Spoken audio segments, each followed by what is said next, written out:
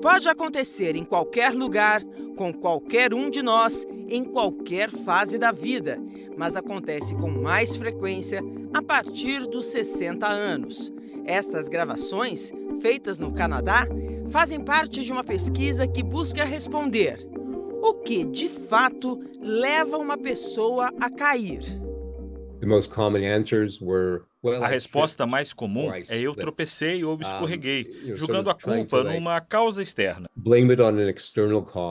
O problema era o degrau, o problema foi o tapete, o problema foi o cachorro. E não consegue entender que parte do problema também pode ser a condição de saúde dela. Estudando os vídeos da nossa pesquisa, percebemos que muitas quedas têm relação com um equilíbrio ruim. É a instabilidade do corpo que faz a pessoa dar um passo em falso e cair. Nós fizemos um teste de equilíbrio com pessoas de diferentes gerações que você vai acompanhar ao longo desta reportagem. 3 semanas atrás, o presidente Lula caiu no banheiro do Palácio da Alvorada. Ele teve traumatismo craniano, uma consequência grave e bem comum nesse tipo de acidente doméstico. Na última quarta-feira, Lula contou detalhes da queda no videocast do senador Jorge Cajuru. Sentei para cortar minha unha num banquinho que eu sempre sentei. Quando eu fui guardar o estojo, ao invés de eu mexer com o banco, eu mexi só com o corpo. Eu caí e bati com a cabeça. Foi uma batida muito forte. Saiu muito sangue. Achei que eu tinha rachado o cérebro, rachado o casco, sabe? Estou fazendo ressonância magnética, sabe, a cada 3 dias. E eu estou bem, estou trabalhando normalmente. Eu só posso dizer que a batida foi muito forte.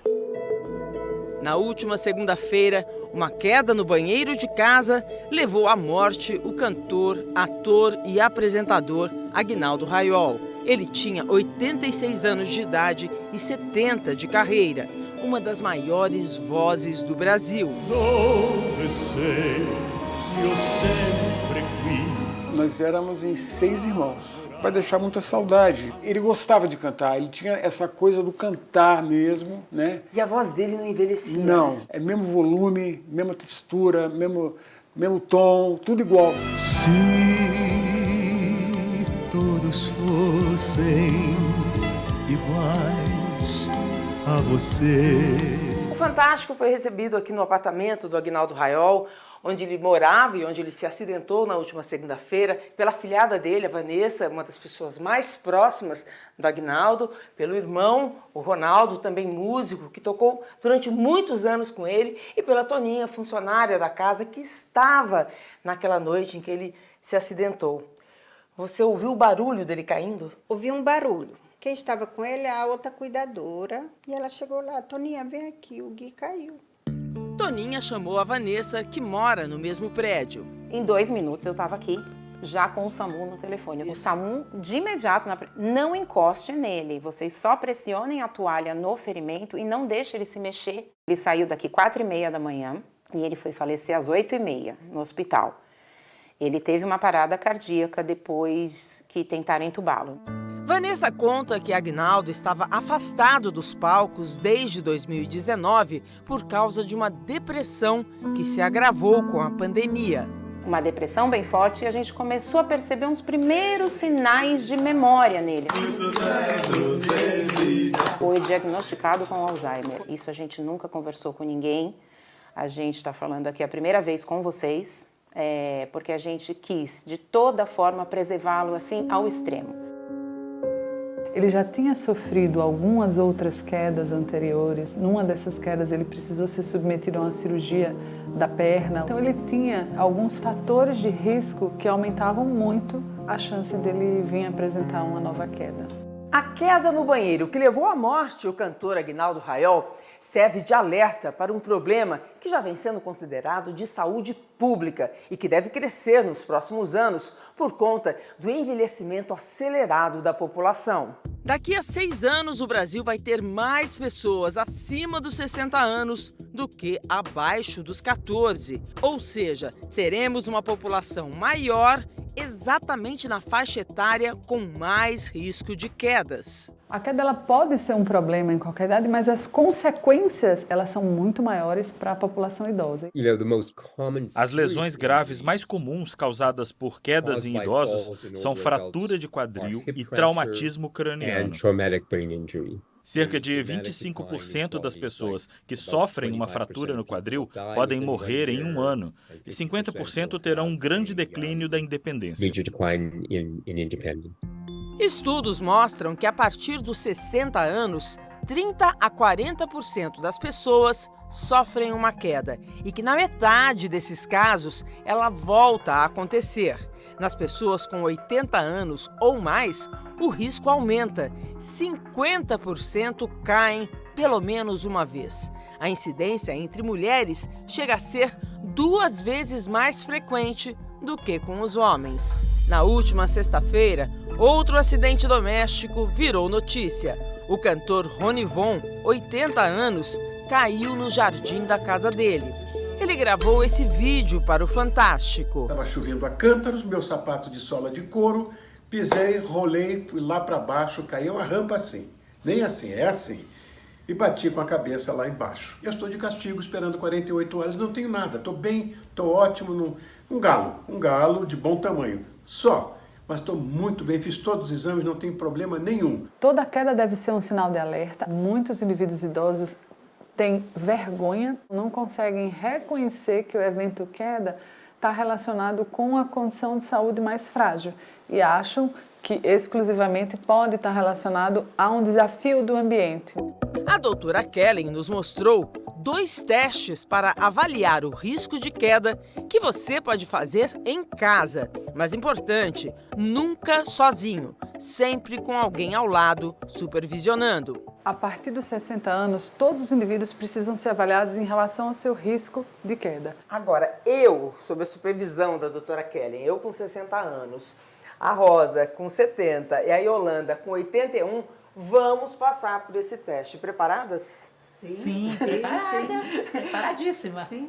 O primeiro teste é o teste de sentar e levantar da cadeira 5 vezes. Então, a gente senta aqui na cadeira, apoia as costas na posição de trás, junta os seus braços ao corpo e senta e levanta por 5 vezes.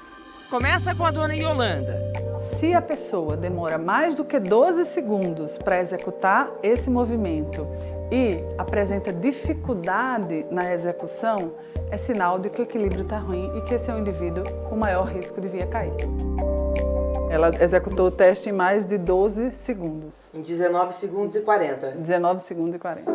A médica demonstra o segundo teste. A gente pede para o paciente sentar na cadeira, levantar sem o apoio dos braços, caminhar por uma distância de 3 metros, dar a volta e sentar novamente na cadeira. Vamos lá, dona Yolanda.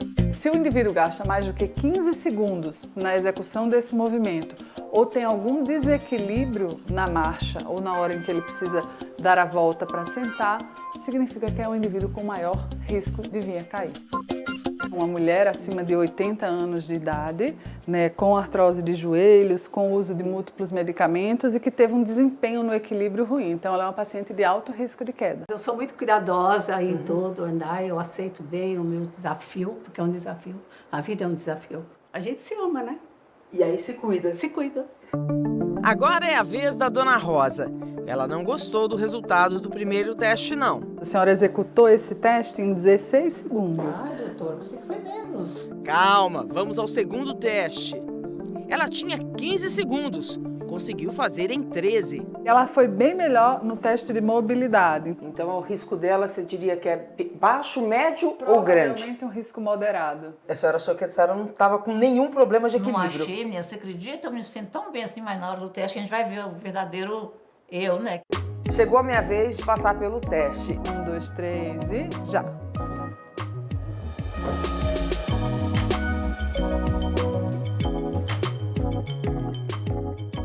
Isso é bom ou ruim? Você foi naquele limite do risco de queda. Vamos para o próximo. E nesse eu fui bem melhor, 9 segundos. Eu acho que você foi super bem nesse teste agora, que a gente avalia a mobilidade e a gente analisando os dois em conjunto, de fato, ele coloca numa pessoa de baixo risco de queda. Quando a gente identifica que o indivíduo tem um risco de vir a cair, a gente precisa tentar minimizar esse risco, corrigindo aqueles fatores que são mais evidentes. Então, revisão de medicação, avaliação de visão, identificar se é o caso de um indivíduo usar algum bengala, andador, trabalhar exercícios direcionados de força, marcha, equilíbrio, além de adaptação ambiental.